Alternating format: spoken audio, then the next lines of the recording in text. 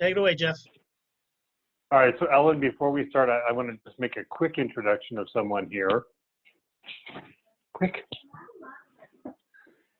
So this is where it all started for me. Was my little Bridger. He was our first dog. We've never had a dog before him, and he was a rescue. And so that's how it all started, with this little goofball here. Right, Boo? Right? Hi, Bridger. Okay. Now I'm covered in white hair, and here we go. All right, so guys, thank you all for joining us. This is Profit for a Purpose, and this is a collaborative effort between Ellen Zangla and myself, Jeff Duchowski. As you know, I've been to Maryland a lot. I feel like almost like a member of the group. I've spoken there 4 times or so, judged there a fair amount. I know a lot of people there, and I'm so grateful, and it's gracious of you to keep having me back. Either it's a guilty thing where you guys feel like you have to invite me at this point, or you're getting good information, or maybe it's a mix of both. I don't know, but I enjoy coming to Maryland. I'm so sorry that I couldn't be there in person. I always enjoy our meeting space and our time on the river, and I have very warm feelings about all the different times I've come to Maryland. So thank you for the invitation. Thank you, Ellen, for being here. For those of you who have not seen me at your conventions or your meetings, I'm Jeff Duchowski. I have a studio in Bedford, New Hampshire. We largely photograph commercial clients and high school seniors, children and families. I am the current treasurer for the Professional Photographers of America, and I am the immediate past president of the Society of XXV. Ellen, you want to tell us a little bit about yourself? So I'm laughing because Jeff is picking up his dog, Bridger, and saying, I'm covered in white fur. So I've got a collection of animals, and I decided that one in pretty much every single color would be ideal, so no matter what I wear, it either blends in and or stands out. And Jeff, we love having you. There is absolutely no guilt involved at all. We would invite you to, if I had my way, we'd have you come speak about something every month, because you're a phenomenal speaker and you just have such a wide depth of knowledge.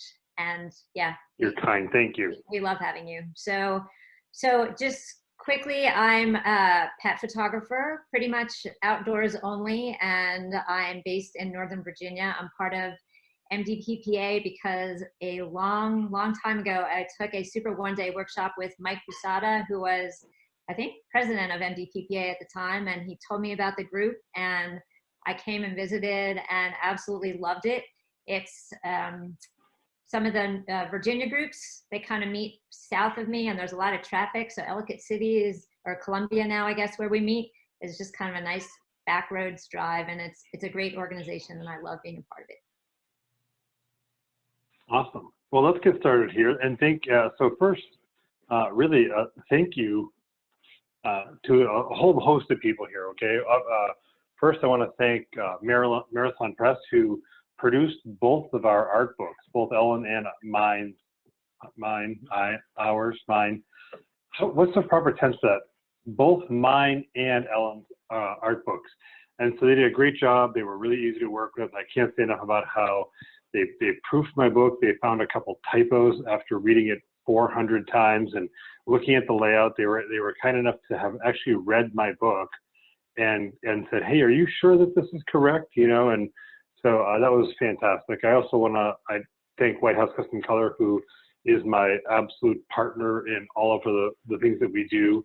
Without White House, without a partner in the industry, it's pretty hard to stay in business and make any money. I'll tell you, I always say, you know, support those.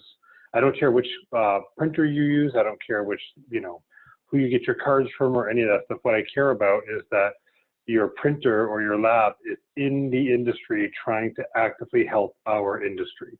So although I fully support what White House does, and White House fully supports what I do, if you've got a connection with another lab who supports the industry, then I certainly want you to continue to support them.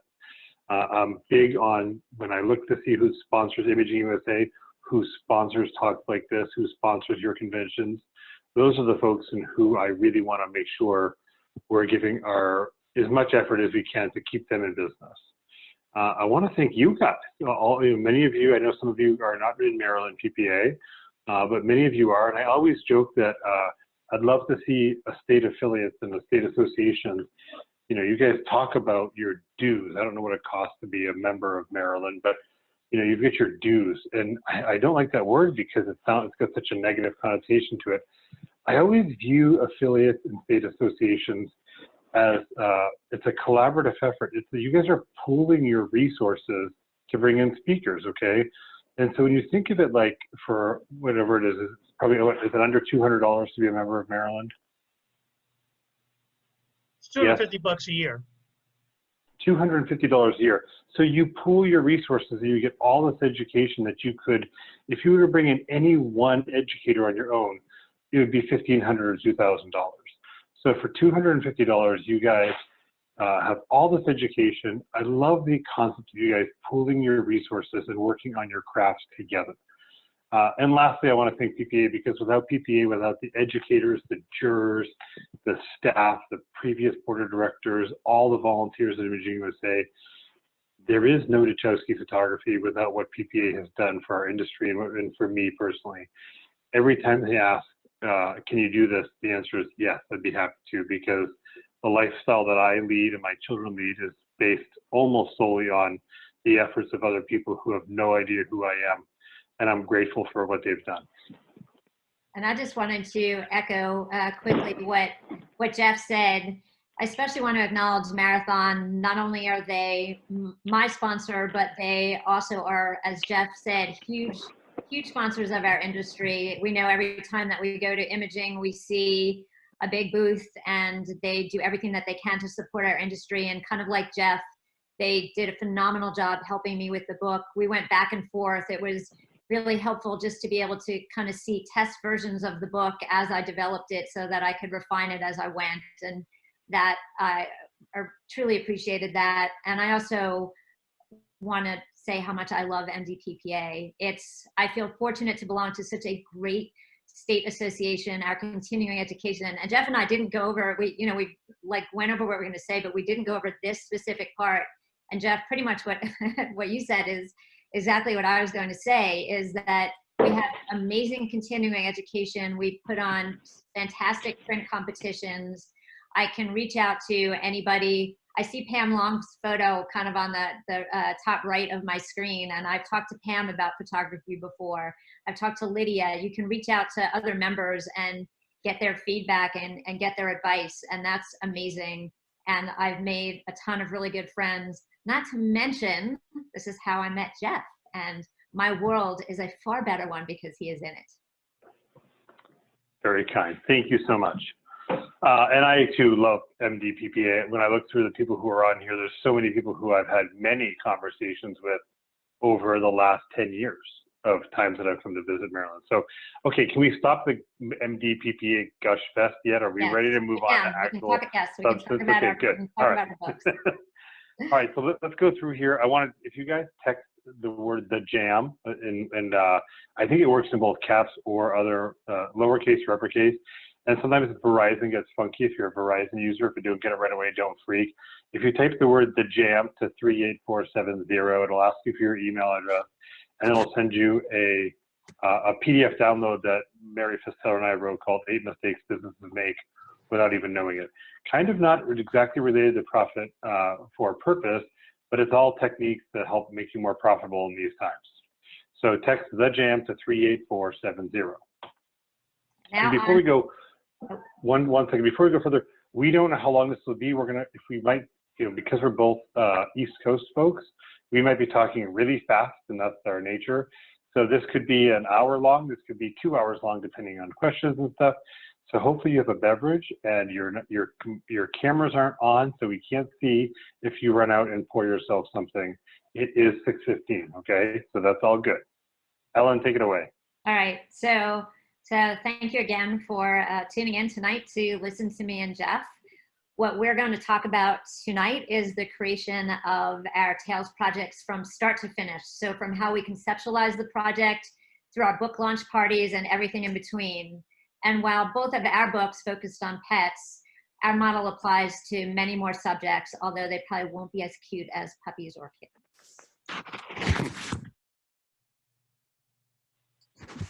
So I feel like I need to say next slide, please. Yeah, could you just Okay. say beep? You know, that way, you know, the old days when it's like the beep and, you know what I'm talking about? The little, I can do that. all right, I'll stop talking. I'll Okay. stop. All right, so let's talk a little bit about the vision behind this, okay? And Ellen's correct. You know, we did, in fact, meet at an MDPPA. Carol and I were speaking. I think I judged all day. And I think Pam Long was responsible for getting me there on that particular trip. And I think I judged like up until 5 minutes before I was supposed to go on.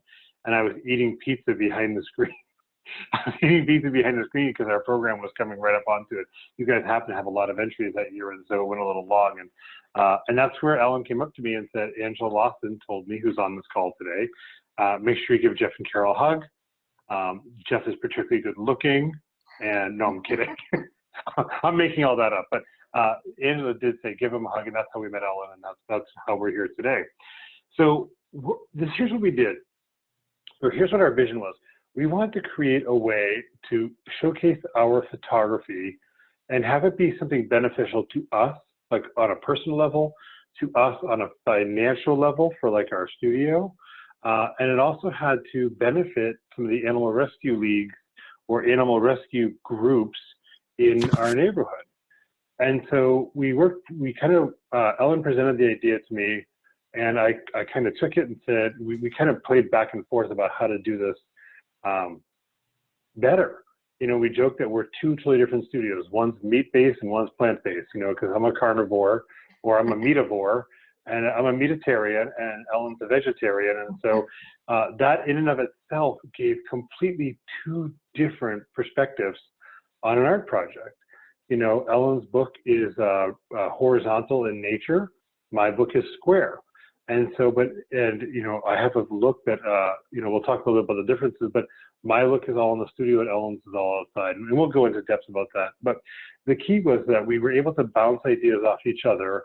There was no sense of competition because we weren't in the same market. We just wanted to make each other's books better. And so we spent a fair amount of time hashing out ideas and talking about ways to make them the most successful. I agree.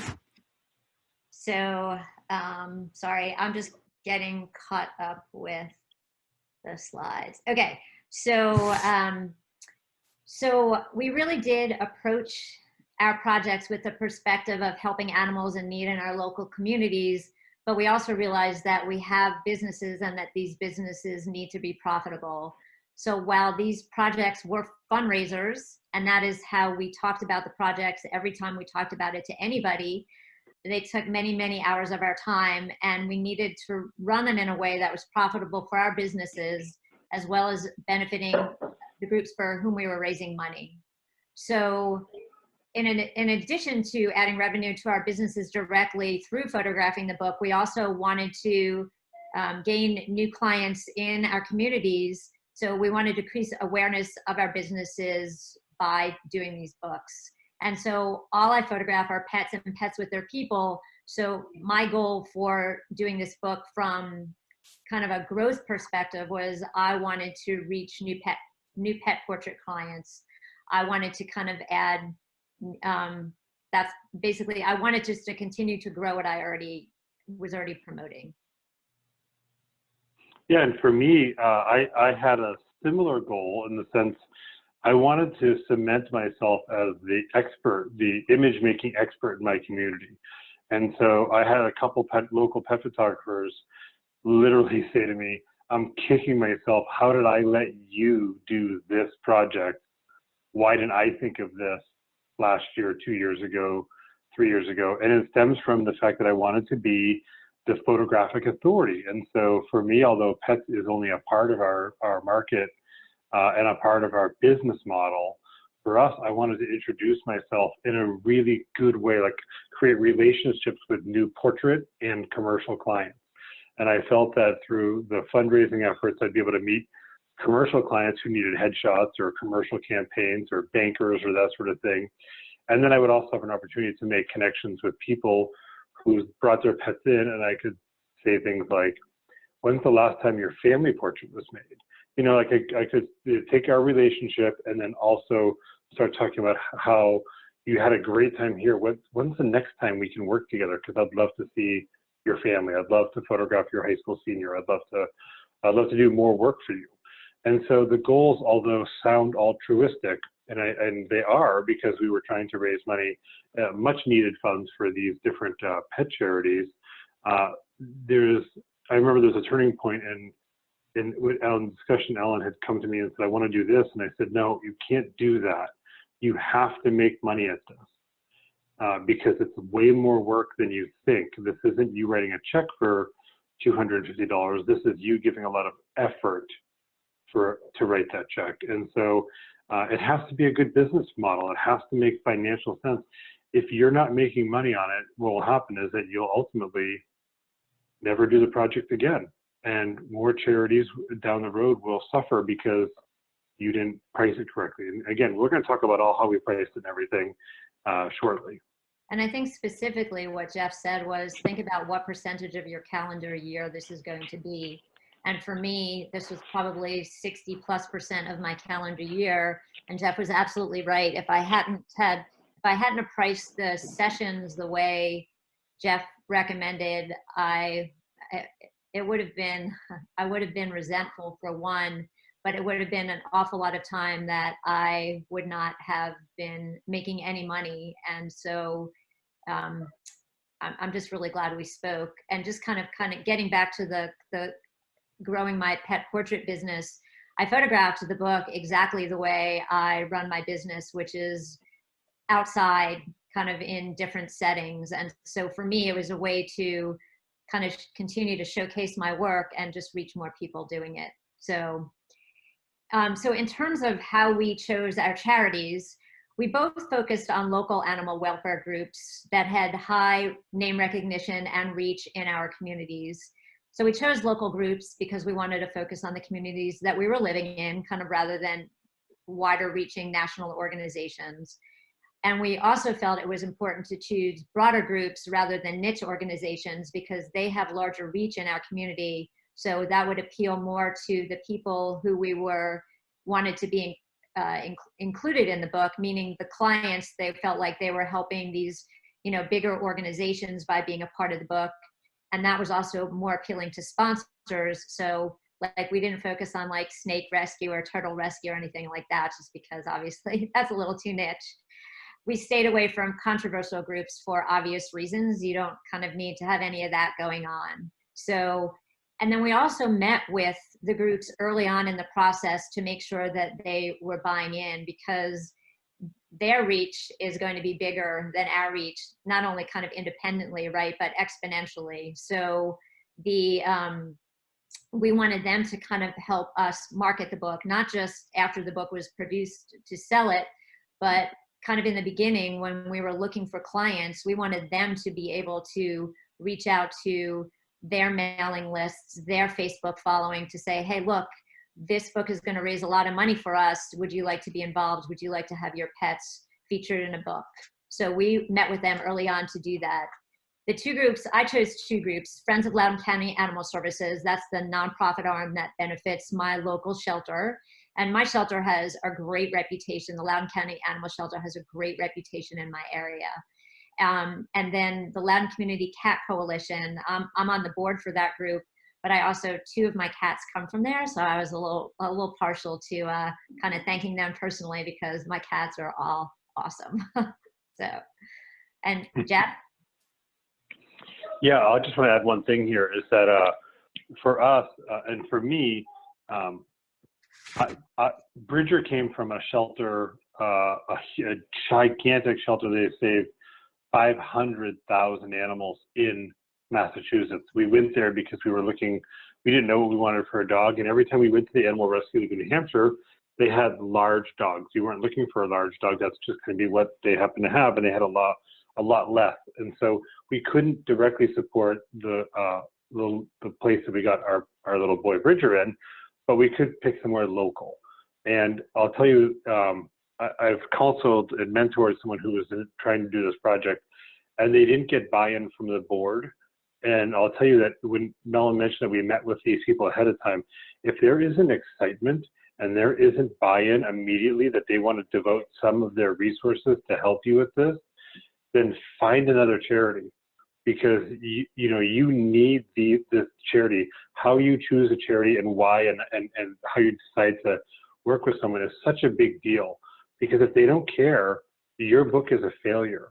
If they don't need the money, if they've just gotten a $2 million endowment, your $25,000 is, they just don't care.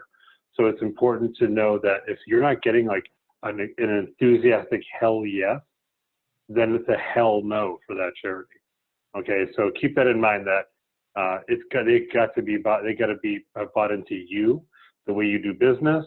If they start dropping words like, I heard you were expensive, then run away and find someone else who wants your money, because you can't have someone behind the scenes saying stuff like, well, just buy the package and just buy the book and then don't buy any prints. They're very expensive. Like, you want people who are like, we are so excited to work with Ellen Sandglass, as opposed to, well, all right, we'll work with her, and you'll get that vibe right away. And because essentially, I was just going to add, essentially, they're not really doing anything except for kind of helping you market. The bulk of the work is coming from the photographer, and they're just benefiting from that by you giving them hopefully a lot of money. Yeah, exactly right. For me, so, we talked a little bit about the marketing, and Ellen and I have two different, because we have two different goals, our marketing was a bit different, okay? So obviously we wanted to send emails out, and we actually have written letters from the president of the Animal Rescue League of New Hampshire, the ARL New Hampshire, to all of their supporters. They've got 2,200 supporters, and then they sent out information on Facebook. And we actually hand-mailed physical copies of these letters to these folks, asking them to support this project. And at the beginning, or still to a large degree, I didn't want to market this to my client base, because one of my big goals, one of my visions, was that I create 101 new clients for my business, not just photograph 101 pets. I wanted to create 100 new relationships in my market. And so for me, I didn't want to use up that capital, if you will, getting my clients to come in on a special session and not buy anything and train them that that's okay. Like, I was okay with a client who didn't know me to not buy anything, but I certainly didn't want to offer that to people who had already invested in our photography. And so Ellen, because her goal was different, that she wanted to just keep photographing more sessions for animals, and then of course all the other things we talked about, her mailing list made a lot more sense.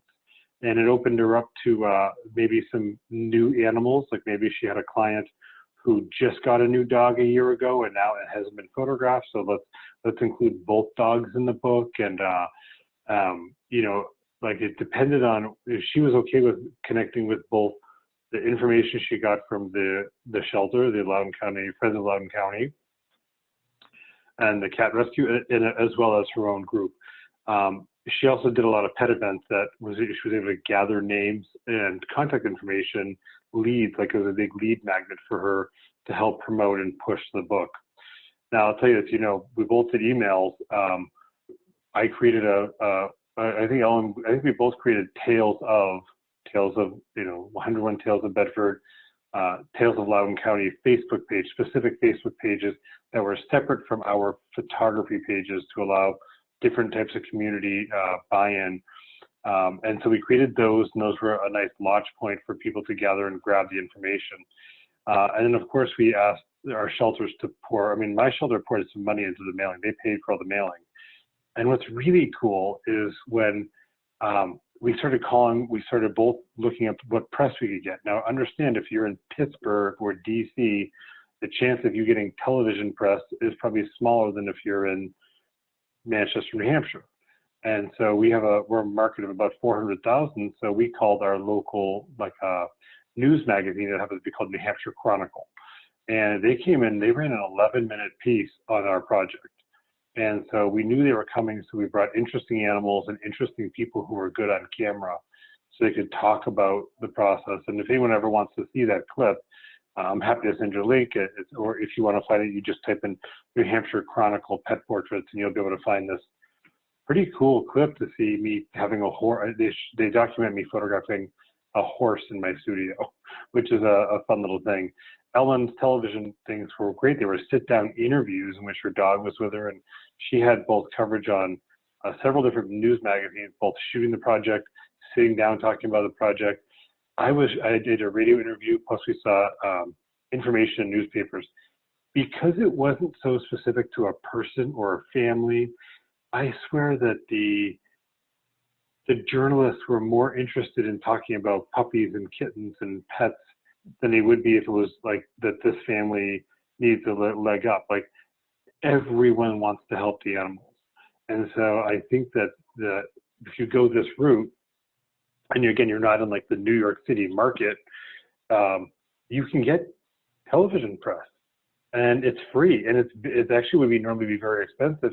But again, it was part of my key was to cement myself as an expert in the community. So if I'm on television talking about legacy and the value of portraits, the day mine ran, I got 85 applications for the Tales book.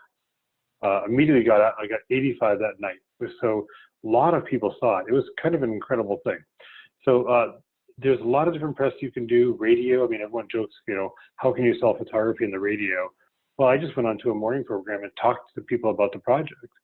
And in fact, the station manager brought his 3 dogs in for the project once he heard about it. So all those things add up to impressions in the community.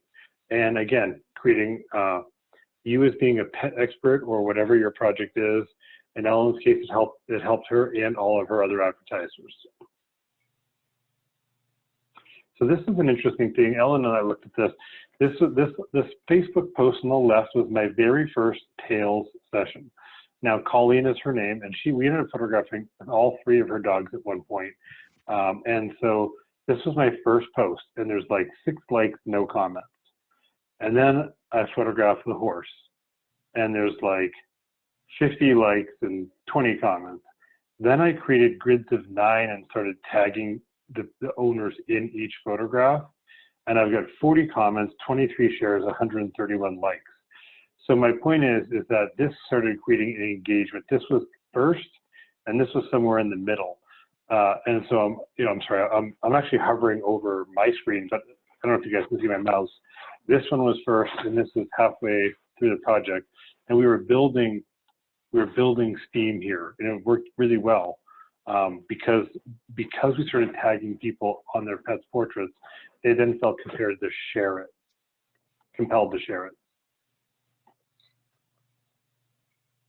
And so I can see if Angela's here, I just can imagine her reaction to me with the snake there.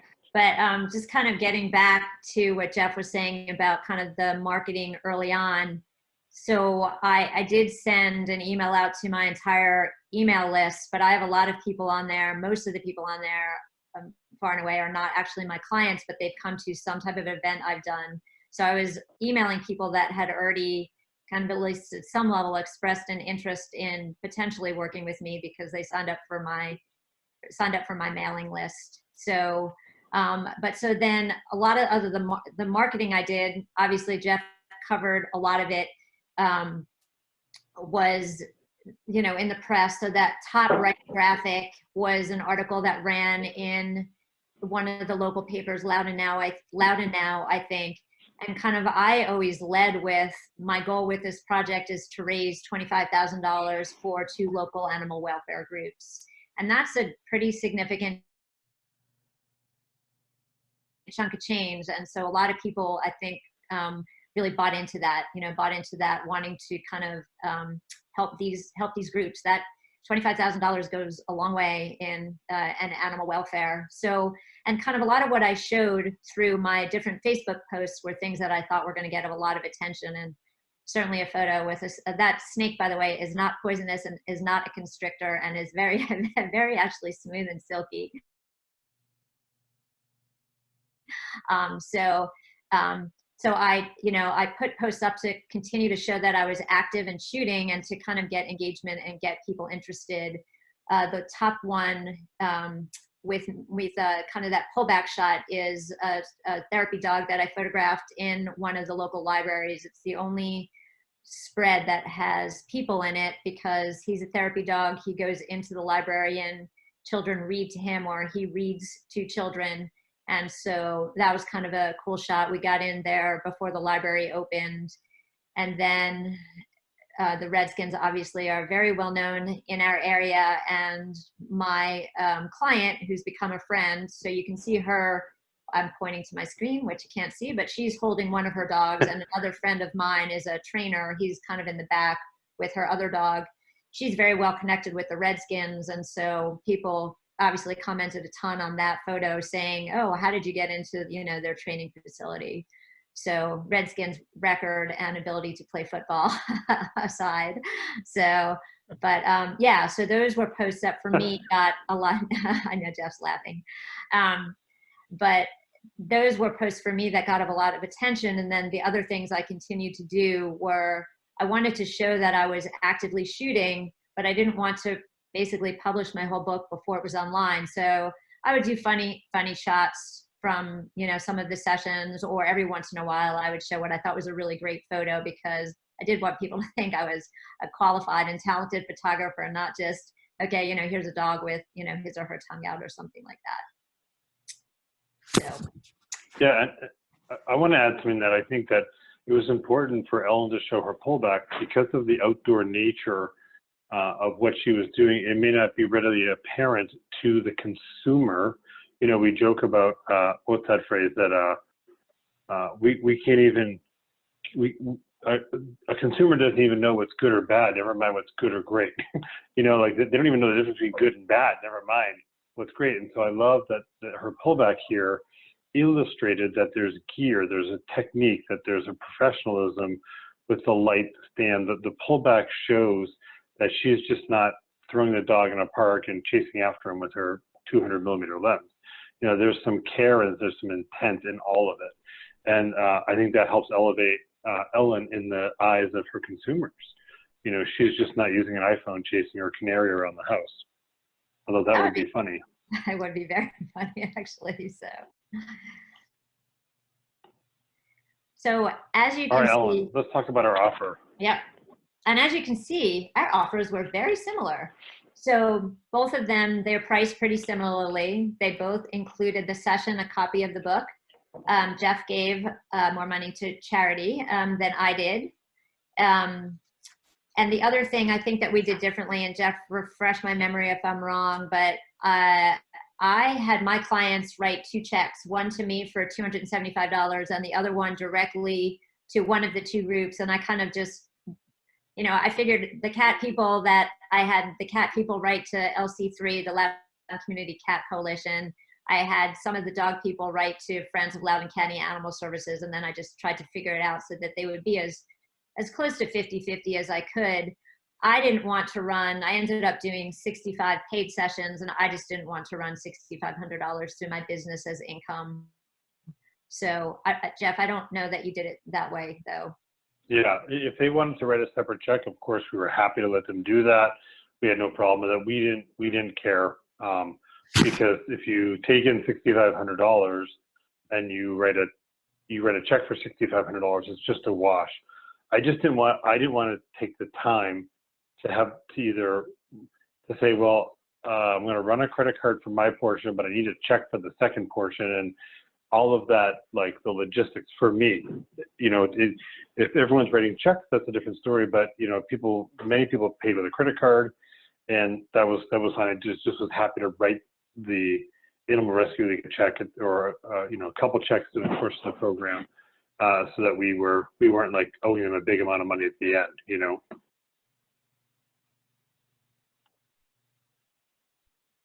So the first thing that you will notice in these little promotional graphics of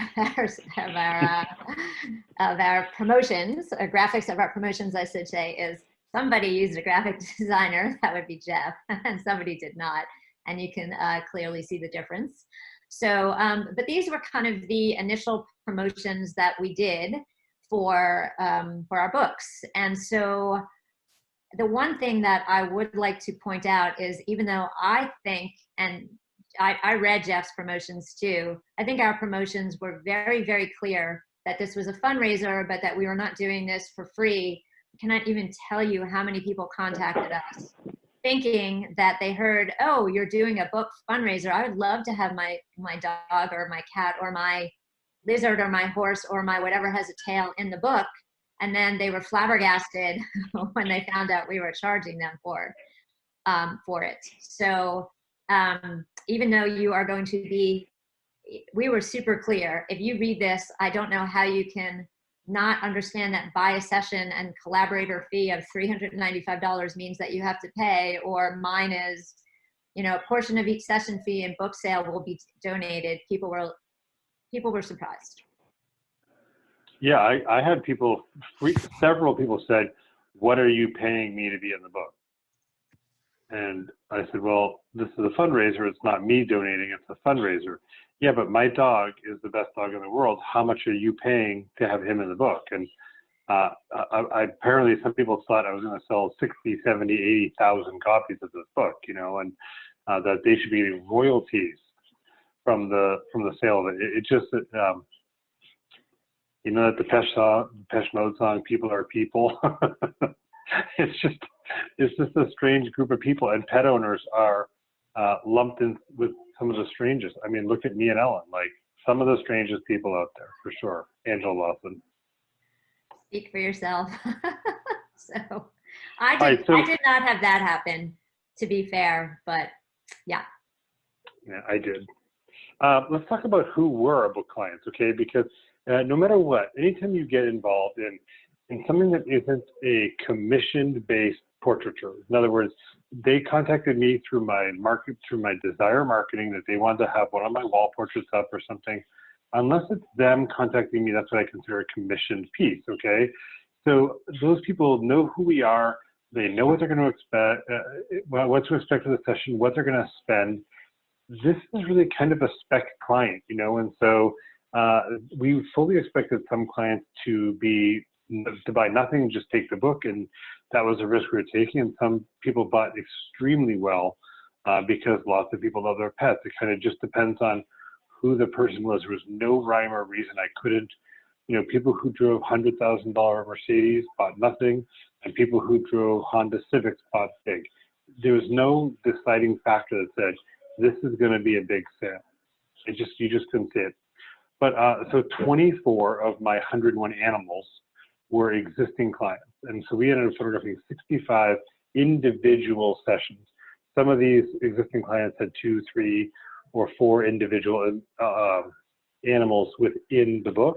And if they did multiple images, multiple animals in the book, the way we did it was they charged them the first one at $395, and then they paid an additional $150 for each of the additional animals, and that was all donation. So we didn't keep any part of that. We just kind of arranged it to photograph their 4 animals. And it was, I want to be very clear, what we did not allow them to do was bring in 4 animals and count it for 1 page. And we didn't allow that for like 57 reasons, one of which is it's very difficult to get 4 animals together. And the amount of effort we were willing to put out for a session fee only with a potential no sale, I just didn't have it in me to do it. And so we would photograph the siblings if I said, well, are you interested in purchasing them? Because it's a lot of effort. And they would say, yes, we are. We don't have an image of this. And we ended up including all the siblings in the book in the siblings section in the back of our book. And we used that to get to the 101 tails. So for us, we photographed 65 sessions with 101 animals, everything from birds to bearded dragons, kittens, kitties. What else was straight? We had a couple donkeys. Yeah. 2 donkeys, a horse, a chicken. It was like Noah's Ark some days in that studio. So and then Ellen, you had a different breakdown. Yeah, so coincidentally, we both ended up with 65 sessions, and you can kind of see my breakdown of clients. I did it differently than Jeff, and so those 155 animals, some people had 1 dog, some people had 3 dogs, some people had 2 dogs and a lizard, or, you know, a cat, 3 dogs and a lizard, just kind of depending. And so I photographed, for me, it's just really an extension of how I would have treated how I treat my regular business. For me, those are all family members, and that's kind of what I was doing, was kind of telling the tales of all of these pets. And so that for me would be considered kind of one session. And so of those, you know, of those clients, 22 were clients I had photographed before, but I don't think any of them would have hired me last year to photograph their pets. So even though they were existing clients, they were essentially new sessions, and they just wanted to be in the book, or they come to a lot of my fundraisers, and I do a lot of fundraising for animal rescue. So they wanted just to, and some of them come to every single thing I do just because they just want to support it, and that's great. And of course they wanted to have their pets in the book, right? And so I don't know who wouldn't want to have their pets in the book. I didn't have the royalty question like Jeff did come up though. So, but yeah, so that was my breakdown. And you'll be able to see in a couple of slides examples of kind of what our spreads look like. So, so this photo was actually taken at Imaging last year at Marathon's booth. You can kind of see that in the top. That is my book with my beautiful girl on the cover. So, and both of us, as we mentioned at the beginning, printed our books through Marathon, and I can't impress upon you the quality of these books. They're the same quality as the loan collection books. That's what we both asked for. I had a lot of people, and I don't mean like 2 or 3, like a lot of people when they got the books commented, not just on the photography, but they're like, wow, this is a really high quality book. I cannot believe how high, like, I cannot even tell you how many times I heard that. And my sister-in-law is a graphic designer, and she's been a graphic designer for over 30 years. And she picked the book up, and her first comment was, the colors are spot on. And coming from Gina, my sister-in-law, that's a huge compliment. She works for the government, and she does graphic design for the government. And she told me briefly about a project that she had done where she had to send it back like 2 or 3 times because they couldn't get the color correct. And she opens my book, and that was kind of what she commented on. And for Jeff and I, we're both, the books needed to reflect the quality of our work and the quality of our businesses. It's not like we could just come out with some kind of cheap book. It had to represent who we are as businesses, and that is what you get when you partner with Marathon. You get what you pay for, and I know that's a trite saying, but in this case, it's really true. So you can kind of see the differences. Our books, you know, they look, like you said, they look really different. The shapes are different, and so you can kind of see the difference in the printing costs. Mine is slightly bigger, and there's slightly more pages on it, which is why it costs a little bit more. And the reason I kind of have the about $30 is I did 2 separate print runs. The first run was, I think, 300, and the second run was 100. And so it costs a little bit less when you print more. So, and then we sold them for the same price. Yeah, So and Ellen, quick question, Jeff. And Ellen, Yep. on the finished product that you're doing here, Ellen, you said you did it in 2 runs. Are you getting all the orders first and then making a big run, or is this digitally printed on demand? So could you print 2 books if you just got 2 orders? I could. So so I'll answer the second part of your question first. I could, but they would cost significantly more than $30. So that is the good thing about working with Marathon. You can print 1 book, but it's going to end up being a lot of money. The way I did my printing was I knew how many that I had to print that were, included with a session. And then I emailed everybody before I ordered the books and said, hey, I'm going to be ordering these books. If you know that you would like to order additional copies as gifts, please let me know so that I can, try to get my order as correct as possible, or something along those lines. They weren't committing to it, but they, I did kind of get a lot of people that say they were going to do that, and pretty much everybody that said that they were going to order books did order books. And then I kind of ordered over. I was working with somebody that was helping me kind of with the marketing, like the marketing launch of the book. And so we talked about it, and she kind of gave me a sense of, you know, what I might be able to expect. So, but then I sold out my first run, so I needed to order a second run. Cool. Oh, These so are some of Ellen's. Go Sorry, ahead. go ahead. This is you. Hey, let's talk about your book. So these are two of my spreads, and I tried to just give examples to kind of show you the variety. And obviously that kind of that big white margin in the middle is where the, you know, where the fold is. So that first one is kind of a local park that's pretty well known, Ida Lee Park. The cat, that's actually a really cool story, and I don't know if you can see the stories. So the kind of the stories are always off to the right, and that cat is the mascot of the Loudon Community Cat Coalition, and he's just got a really neat story about kind of how he was rescued and how he came into and through kind of LC3. But he goes out in a backpack in downtown Leesburg. So this is what he does, and his parents are big beer drinkers, and Loudon has a lot of local breweries, and so here he is at 3 different breweries hanging out.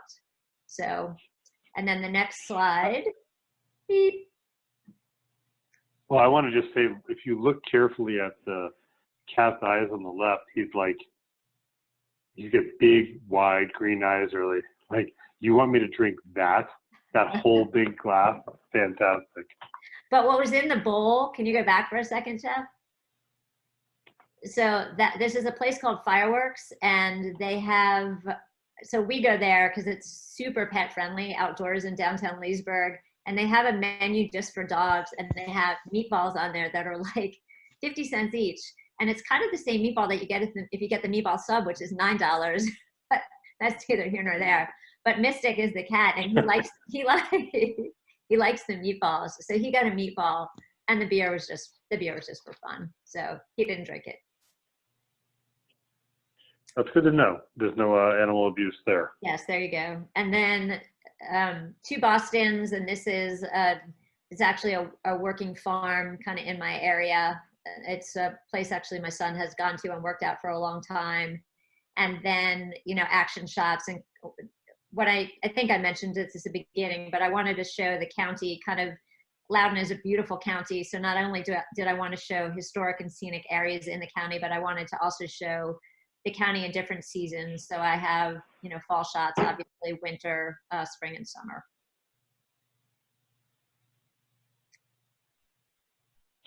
So I did a square book, and so mine was exactly like the PPA showcase book that Marathon produces. Same size, not quite as thick. Of course, there's less pages.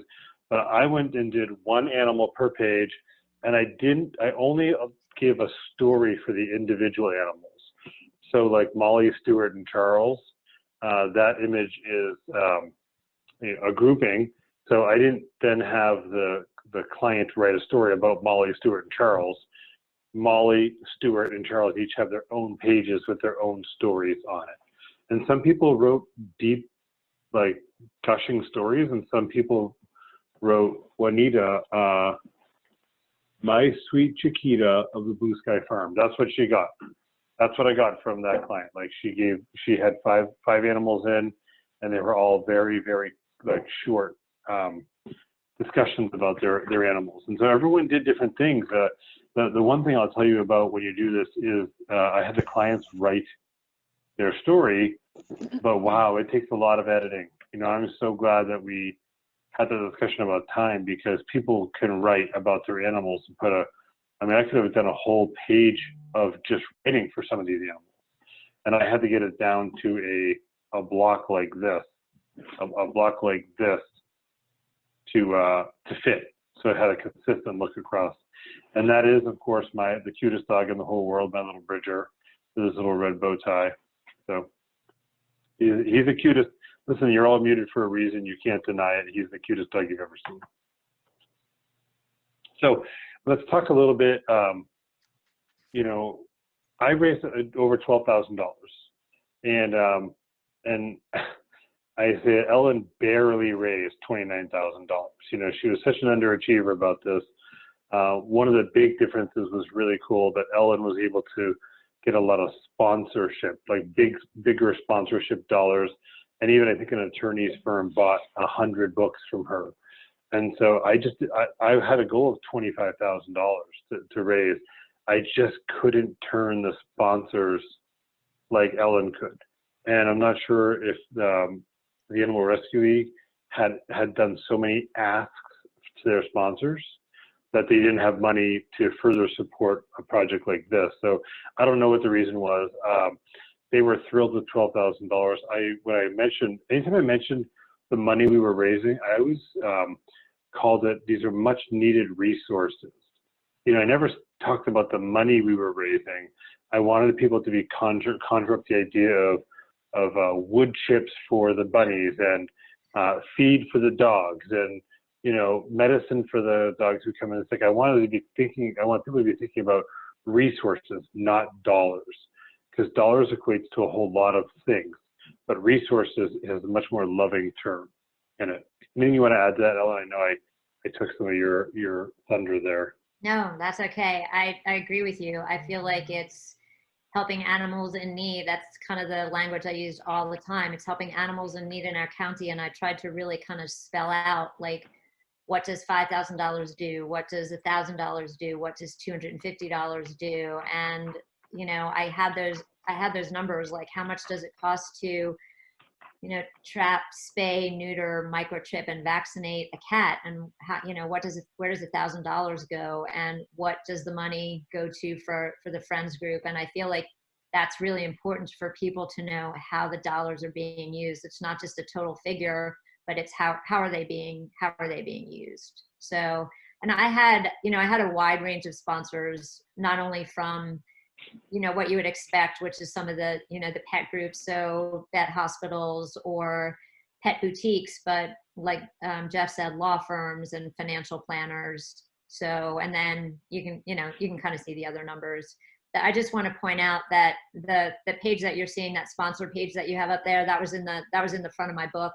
So I had a whole plan for how I was promoting sponsors kind of based on what their donation was, both in print and in social media. And so, and Jeff and I had this discussion too, because I remember saying to him, I need to have their logos in there, right? Because I had kind of originally wanted to do something a little bit different, but I didn't want it to look like a high school football program. And so the marketing person that I worked with actually came up with this idea, which I thought was great, is to put everything in a dog tag. So even though the logos are very individual, it makes it look cohesive. And I feel like it doesn't bring down kind of the quality of, you know, what I worked so hard to create, which is, I think it's a beautiful book. And then this just kind of fit in nicely with that. Yeah, I want to add one more thing that I didn't mention, and I realized that I did it. I don't think Ellen did. I did these things called wag bags. You didn't do a wag bag, did you, or did you? I did not. So I did these things called wag bags instead of swag bags. And the wag bag, what we did was we had local businesses pay $100 to put anything they want in the bag. So I had a pet treat company and a clothing company, an insurance company, a restaurant put in gift certificates. You know, we filled a Dachowski photography, like an LLB. I mean, I ordered 100 of them. I'm not sure. I probably have 10 of them here. We filled this LL Bean style bag. In fact, I'll have one of my kids bring it over here. And we filled it with both an offer from our studio as well as an offer for a whole lot of businesses. And what that did was we called the wag bags, and they were thank you gifts. They were us trying to tie the community in to our program, and they were thank you gifts. And so the bags cost us like a couple, $4 or $5 each. And we thought, well, this is marketing money. And then because we included a session in there, we booked sessions additionally after it. So it was kind of like a goodie bag, not quite like the bag you get at the end of the Golden Globes or, you know, the Oscars, but it was like our version of the Oscars, you know? Well, let's talk a little bit about how long this takes. And this stems, again, from that early conversation about, wow, we really can't do this for free. So I pitched that book to the Animal Rescue League in November of 2018. They were ecstatic about it. They were thrilled in November of 2018. Now, fast forward, my launch party was October of 2019, almost a whole year it took me to get this book together. And part of the thing was that we pitched it in November, got to go ahead, but under no circumstances did we, thank you, honey, did we want to compete with Christmas or Hanukkah. There's just no way we could. Like, so by the way, this is what our swag bag looked like. So it was like filled with goodies. And then people ended up with a little beach bag, little Wachowski photography beach bag for later. So we knew we didn't want to compete at a charity event up against Black Friday or any of the other things. We wanted to wait till January. And we really thought we're going to photograph this January, February, March. We're going to be done in March. And then April, May, launch June 5th or something. And the last like 15 animals in the book took forever. It just dragged on. And I made the mistake of pitching 50. I wanted to do a book with 50 animals. And quickly I got to 50 and said, listen, our studio is just off of Route 101. There's 101 Dalmatians, 100, you know, there's so many 101 lists of the greatest movies, 101 greatest movies, 101 greatest albums. 101 is like this number that everyone loves to have. So I thought, well, what if we did 101 Tales of Bedford? And I would have easily hit my target at 50. My big problem was I went to 101. And that's where it killed me. It took so much longer. I didn't end up shooting the end of the project until July of 2019. And then, of course, you've got to proof 101. You've got to gather all the information and do the design in Photoshop. I used Photoshop and proof it and have it double proofed and make sure the fonts are, and I mean, I'm sure there's a typo in my book. I promise you there's one, maybe more. No matter how many times you look at it, you can easily miss stuff. And so it just took a lot of time to do for us. Oh, by the way, we're also shooting because pets are only part of our business model. We're also still photographing weddings at this point, a lot of family portraits, 150 high school seniors. So there's a whole lot of other things going on in my business besides working on this project, which is exactly why we need to approach it from a point of that we also had to make money on it. So we wouldn't have that resentment that Ella talked about. And I think I also remember talking to you, Jeff, about one of the reasons that you went beyond 50 is because when you're publishing a book, it also needs to be somewhat substantial. And so, right, did that, like in terms of the number of pages in it, am I remembering? Yeah, you have a book right behind you, right? I do. So. And hold it up the widthwise. So that was like the minimum size book I really wanted to have. Right. I couldn't imagine if it was half as thick. Like I didn't want it to look like a Shutterfly book that like just had 50 pages. It needed to look like an art book, you know? And it does. So it was thank you. Well, we thought about this. And these are decisions we made on the fly. Okay, let's do 101. That was what took extra time. So Ellen, talk to me about your time frame. So it ended up being pretty similar to Jeff, although I do remember you saying that you were going to be done a lot before me. So yeah, I thought so too. Yeah, it did. I will say that both of us would answer the question, how long did it take, the answer from both of us would be significantly longer than we anticipated. So I pitched the book to both of my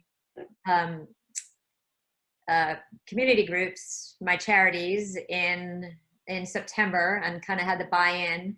And I'd started kind of thinking about it. Jeff, I don't know when you and I initially started talking about it, but it was probably spring or summer of 2018.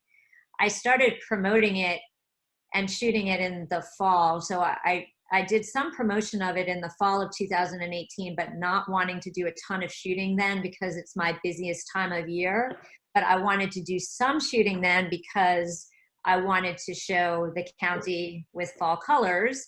And I knew I wasn't going to be able to photograph in the fall of 2019 because I wanted to have it ready for sale for Christmas of 2019.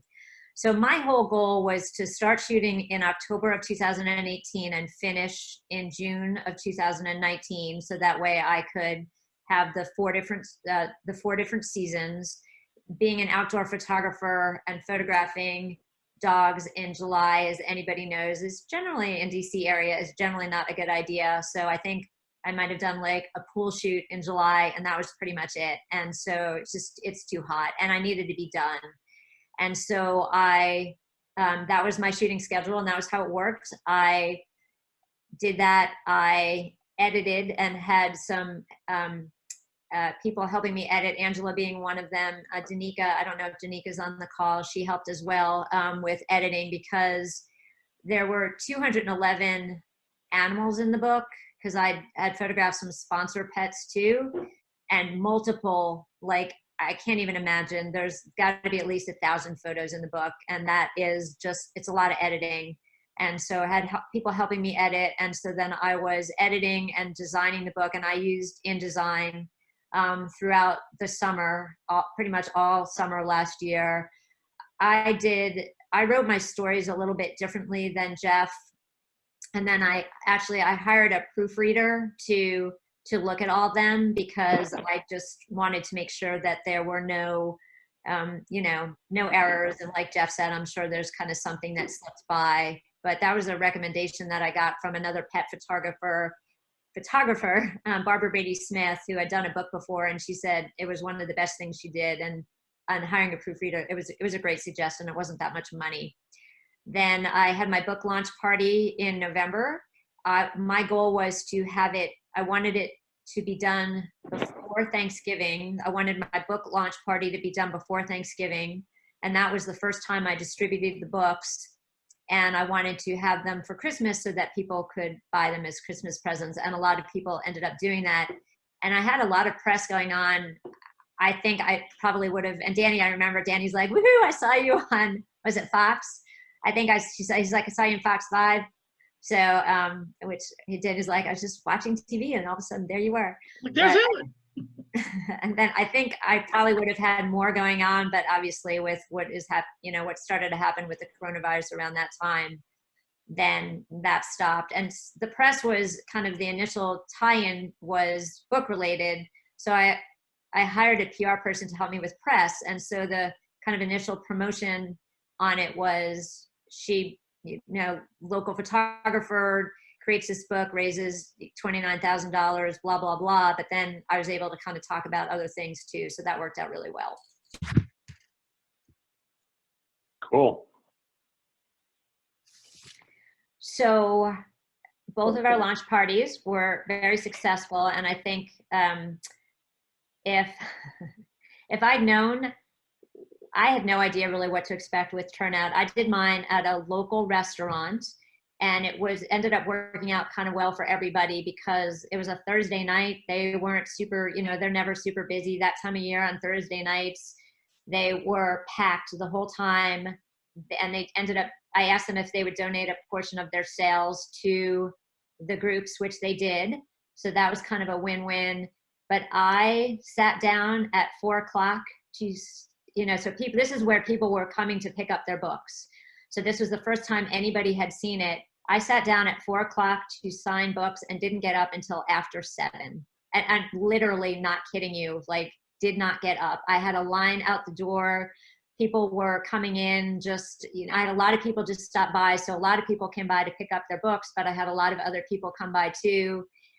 Jeff had done his before me. So he said, hey, when you're doing it, make sure you get pictures of people holding their book. And if you can see that top right photo is Mystic, the cat. So that was the cat that was with the beer and the meatball. And that's his mom. And that's a little backpack that he goes and travels in. So the only thing, honestly, I would have done differently is if I'd known how many people were going to come, I would have hired an event photographer. I was like, oh, you know, Mario is my husband. You can see the top of his head. I'm pointing at my screen, realizing that you can't see my hands doing that. Behind there, he was running credit cards for me. I just figured I'll show him how to use my camera and he can take photos for me. And he didn't get up either. So yeah, it was great. Great event, a lot of fun. Yeah, we had our event at the studio, which we wanted to. We have a large enough couple rooms that we wanted people to come to the studio who maybe they were coming with a friend to see our family portrait work and that sort of thing. So we wanted to have that happen. I went around and signed books for people who asked for them. I didn't sit. I would have loved to have sat for 3 hours that night because it was a really busy night. A local restaurant donated about $1,000 worth of food, and the local there's a big wine distributor who gave us like so much stuff, and they said we don't want it back. You know, we had like a keg of pumpkin sangria that we had to find a way to drink.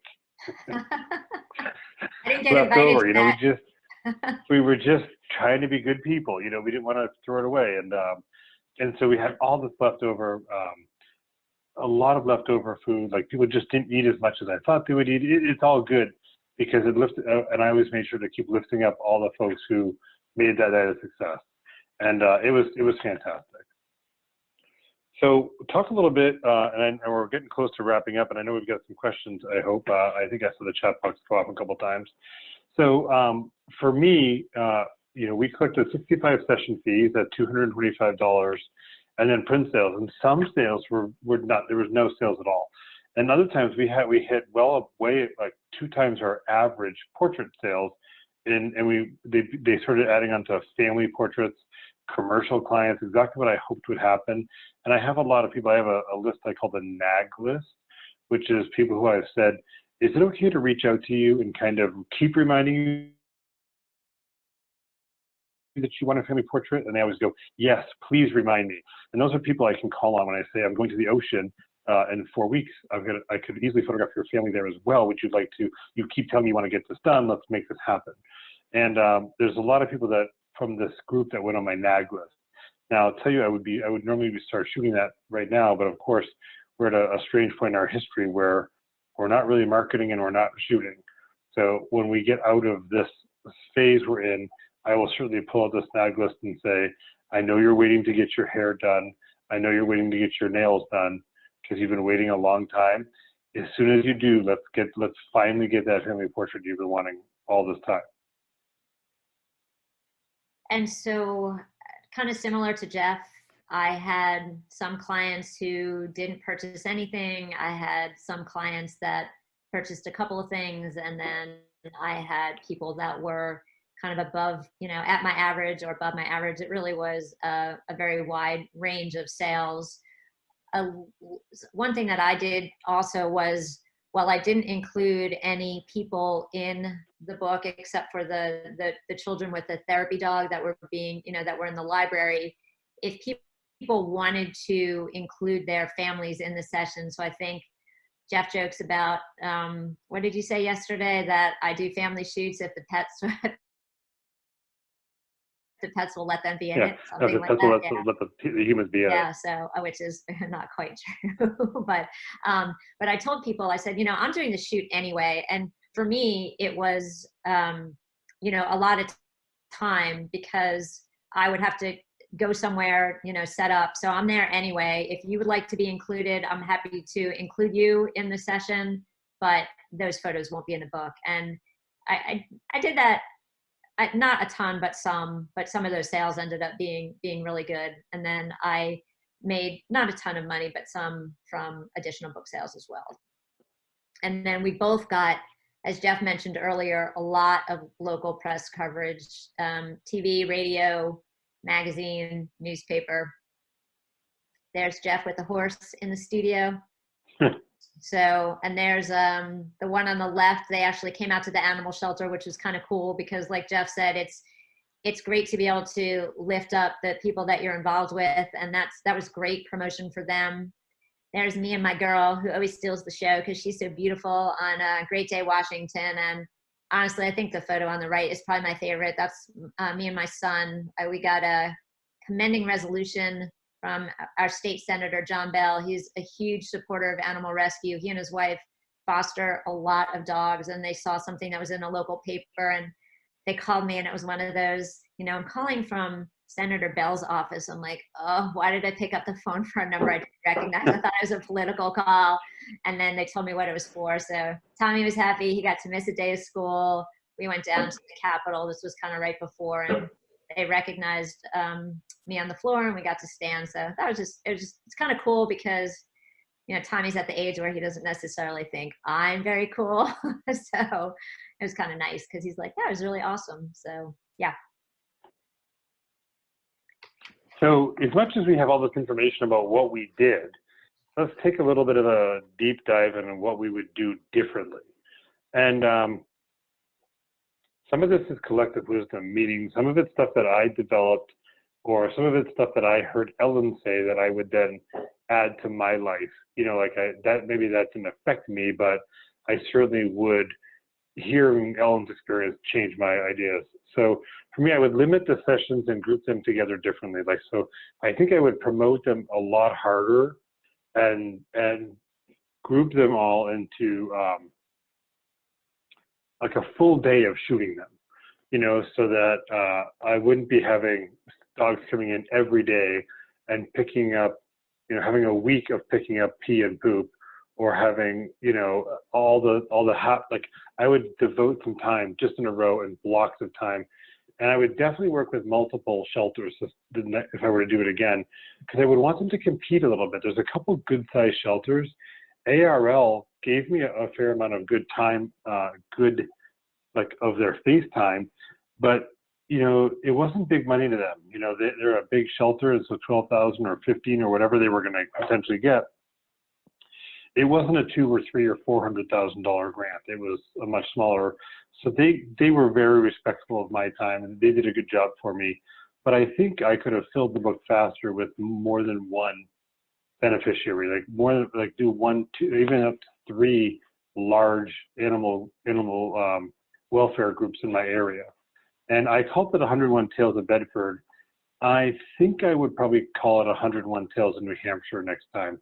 Remember, New Hampshire's a small state. Like, it was just recently carpeted, so it's not very big. You know, it's like a couple of counties in Virginia. So to be very specific, you know, people called me and said, I'm not from Bedford. Can I still be in the book? And people got the impression that I was saying like 101 Tales of Bedford. That's where we are. That's where the Animal Rescue League is. But some people felt alienated by that. So I think in my next thing, I would call it probably 101 Tales in New Hampshire. And for sales, I would first create specific collections for the collaborators for the day of purchase only. Mary Fitz-Taylor talked to me about this once, and she said, you know, make up your 3 collections, and they're only available today. You can't go home and think about it. They're available today. And once 2 people buy a collection, you can say, well, everyone buys collection number 2, you know, because historically speaking, everyone's bought collection number 2. And so I think I let them just do a la carte like I would as if they were a family client. But I think I would create collections because I would like to have raised more money for me, for sure, on my favorite charity. So I wanted to raise more Najowski photography funds for my I wanted to raise more resources for my studio. Yeah. You know, bacon is what I'm really getting at. Bacon. There's going to be a shortage of bacon.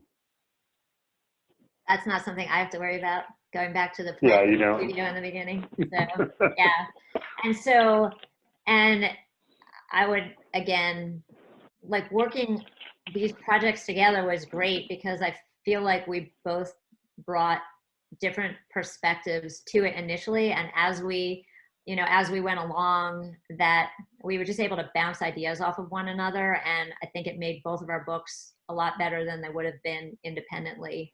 So I would time the market cycle differently. I was really focused on kind of shooting, and I would do it the same way in that I would photograph to show different seasons and different areas of the county, but I would launch it in the spring because that's when I start to that's when people want to be photographed, right? As an outdoor photographer, you know, I launched this in November. Yeah, I have people that want to do snow shoots. We didn't get a ton of snow this year, but I have people that want to do that. But for me, when I start to get busy is when the weather is nice. And at that point now, this came out in November. Yeah, I was still getting some press on it, but you know, coronavirus aside, it's moved on, right? It's April now. And so I would try to launch the book March or April, probably March, so that I would be able to kind of use that to leverage new clients that year. I would approach sponsors earlier. That was a lot of work. And, you know, I got busy kind of with all my other stuff, but that was a great way to raise money. And not only was it good in terms of helping to raise money, but it just kind of creates more community awareness. And then I have more people that are promoting the project for me. So that I would kind of start earlier as well. And I would create the spreads as I started to move, as I did the sessions. So I learned InDesign. Susan Gertz, who's a fantastic pet photographer and friend of mine in Ohio, kind of gave me a little overview of InDesign. And all I can use InDesign for is to do my book. But a couple of people told me that I would not be happy if I tried to do this in Photoshop, because every spread is different, right? And so I was like, oh, I'll just do it in Photoshop. And I would have like killed myself all day, every day if I had done that. So, but what I would have done is I would have just kind of edited the photos as I went, and then just kind of started to create them as I went.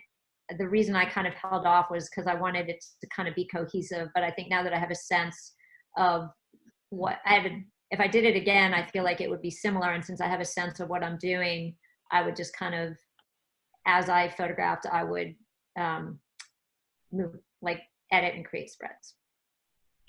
You know, you remind me of something that I'm not sure if we did exactly the same. I know we spent some time. I chose the image for the book. That's a really key point I want to point out. Oh, and I chose the image because I never chose an image that the client didn't pick. Meaning, like when we did the full sales session, they picked all their images, and I always chose an image. I always promised them that I would pick an image from their favorites. Okay, that way I know that it represented their animal, showed their personality, and that sort of thing. But I wanted to make sure that I didn't end up with 101 profiles, you know, like just dog profiles, or all leaning to the left, or all in the same chair, or, you know, I used the same background across the board. Everyone got the same background, kind of like the gut milk kind of commercial look. And it was important that I could pick the images that moved me. It was my art book. It wasn't their art book. It was mine. And so I told people that I would surprise them with the choices. So as soon as they got to the launch party, they had to flip through as fast as they could to find out which image I used. And so that was a really exciting thing. People were like tearing through the books to try to find their animal. And I remember Ellen asked me, do you think you want to put a table of contents so people can easily find their animal? And I said, no, I want to make them look through the book. And I know that it would have been easier for sure to just have a table of contents. She happened to mention at a time when I was done. Like I was like, oh, there's a typo, it's gonna stay there. You know, like I don't care anymore. Like that, when you're at the end of almost year-long project, you want to be done.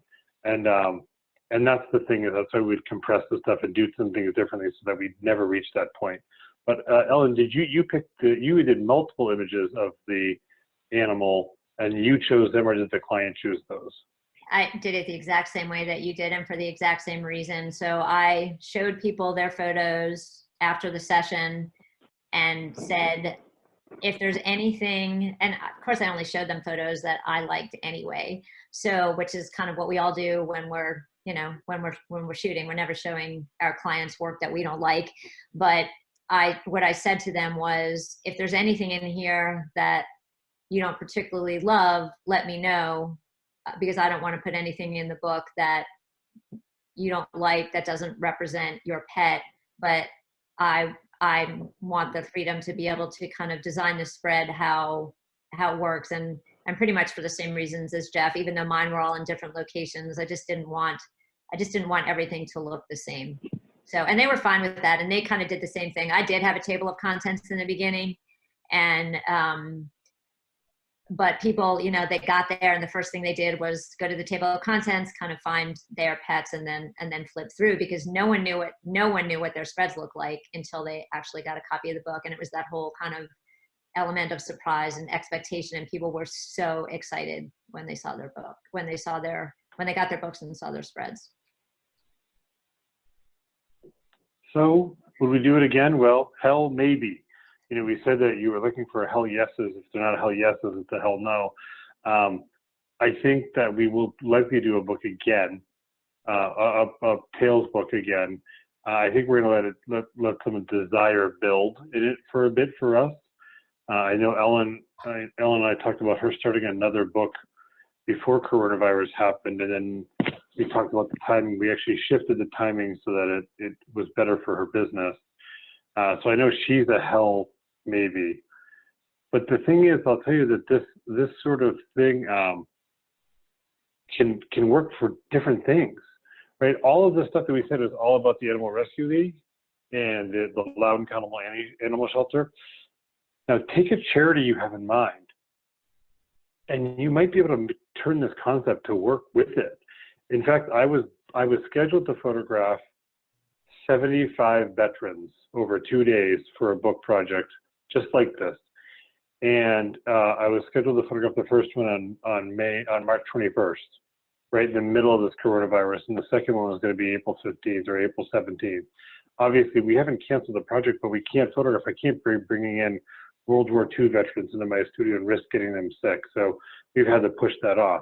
But this could be a black and white project, or a cancer survivor album, or a mother-son or father-daughter, or people with their pets, or, I mean, whatever you want to create for yourself, and whichever way you want to illustrate that you are the authoritative image maker in your market, then do a book. Like, these books aren't expensive to produce. They're potentially good money makers, and they raise money for people. Which is like, it's so many wins, like it's like win, win, win, win for everyone involved. And so these are other concepts. I know Ellen's focused on the pets. I will likely do 3 or 4 of these concepts over the next 10 years. And I'll take what I learned from this one. For instance, for people, I'll bring little bites of meat as treats, and then I can just bribe them to see.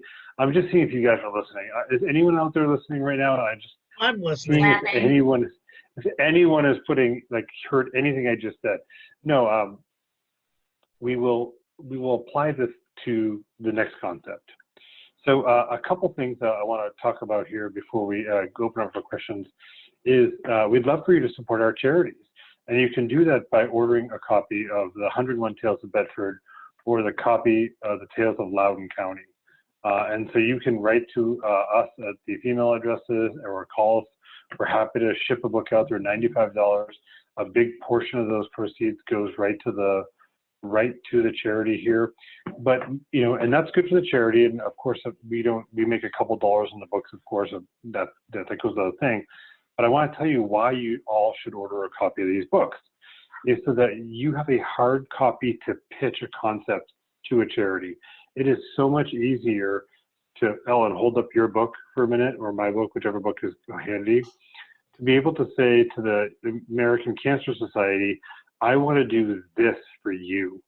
And so if you have a book in your hand and illustrate, I want to tell the stories of, you know, this many cancer survivors or these veterans, or fill in the blank, whatever your concept is, Beth, I want to do this for your charity.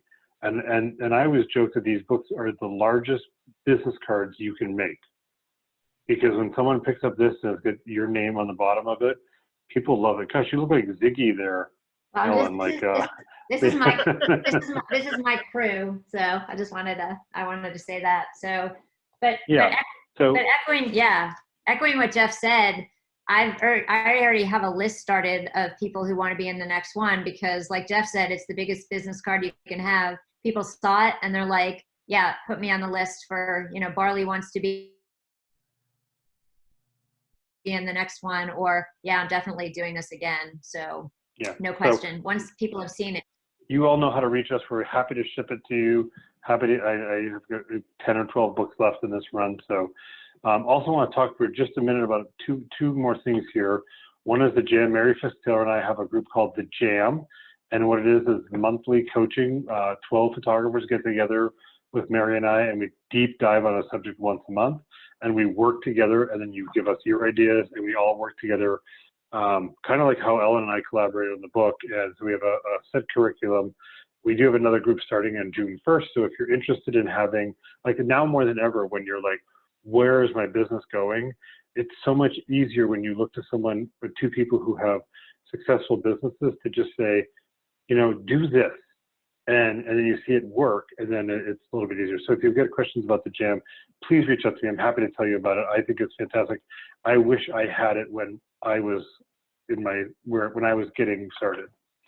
And also I joke about Tuscany 2020 because we had a trip this year planned, but Tuscany 2021, if you'd like more information, go to Dachowski Photography. I bring a group of people to Tuscany, primarily photographers. Every year it's an amazing trip, not because of me, because it's look at that scene. We photograph in that valley every morning, and it's like this every day. It's phenomenal. So let's open it up to questions. Thank you. First, thank you guys. I know some of you are going to drop off, but or because you're going to pretend you've got more important things to do than talk to Ellen and I. But in case you are staying around, let's talk questions. If you guys have any questions, just go ahead and unmute your microphone and ask away. The only question that was in the chat room, Jeff, was about, I think you answered it, was about the books when you create them and you sell them for $95. What portion of that goes back to the client? But I think you kind of answered that one already. Yeah. Anybody got I don't know what. Yeah, go ahead. No, I'm asking if they have any questions, and everybody in the chat room is saying what a great presentation, and I think they're like sending their love and kisses and all that stuff. So yeah. We love love and kisses. Yeah. Marcy asks, how many books do you order at one time? Ellen's first one was 300. Mine was 100. So I did my first one was 100. But is that based on client orders, or are you just kind of projecting, or you're forecasting the sales of that book? Yeah, for me, I knew I needed 65 copies. I kind of joke, and anyone who's seen me talk knows that I always say people buy my photographs because someone they love it in them, you know. So although I had some people buy the book to support the charity, actually I have a lot of photographers who have bought the book on one of the runs to pitch this sort of idea to their charities. Primarily people were in the book, bought my books. Ellen had an attorney firm buy 100 copies. I would have loved to have sold 100 copies to one particular firm. And that would have put my run numbers up much higher, you know? Yeah, absolutely. Hey, Danny, I also had a lot of people buy multiple copies of the books to give as gifts. So I ended up printing 400 of them. And I knew the law firm was giving them as gifts, but I sold kind of multiple hundreds more anyway, because I had somebody walk into, one of my sponsors was the Life Center. And so they had a couple of books there, and somebody walked in. The Life Center is an emergency vet and specialty clinic. So whenever you walk in there, you're writing a pretty big check. So she's in there with her dog having emergency surgery. She saw the book. Her dog is not in the book, and she called me and ordered 9 copies at $95 a piece to give as gifts. And this is somebody whose dog's not even in the book. But I had that happen. I had people buy individual copies, and then I had a lot of people whose pets were in the book buy multiple copies to give as gifts too. So you asked about kind of projecting. So I knew how many I had to print. I knew how many that were kind of pre-orders from that initial email I sent out before I did the print run, and then I added a little bit on top of that. So Jeff, Gwen Meehan wants to know, what kind of meat treats will you offer to your humans? It's always bacon. That's what Angela said. I saw Angela commented bacon. Bacon's all bacon. And if you guys want, turn your cameras on. Now we can see you guys, and so And you guys can unmute yourself and ask questions if you Please want. pop on and wave hello. Yeah, if you've got questions, you're welcome to ask, and we're happy to help. Well, y'all are And like, as you can tell, this is not perfect. You know, like these are things that we've been figuring out for a bit now. You know, we've been working on these concepts for over a year, since end I of just summer wanna- 2018. I would like to verify that Gwen, Meehan, and I are not in the same room. Well, she lives. You're not at Bleecker Street. We're not sitting next to Gwen? each other in the same room now. She lives near me, right? Doesn't I think I live in Ashburn. I don't so- think she got No, that. she's in Dr. Strange's house. That's what she's talking about. Right, the sanctum. Anybody got a question? Yeah. Anybody? Oh, you see Bueller? the chat? I don't see the chat up. So There's no questions. All the people in the chat say what a great job you guys did. So if there's really no questions, I don't see any reason why to keep people here. I'm looking. Well, I'm thank looking. you all for joining us. I'm really grateful that you guys stuck around and was courteous to listen to our talk today. Thank you so much. You're welcome. thanks for having us, Danny. Oh my gosh, guys, thank you very much. Thank you very much, everyone. Yeah. Thank you, Jeff. Thank you, Ellen. Thanks, Tommy. Thanks, Christina. Mhm. Thank you guys so much.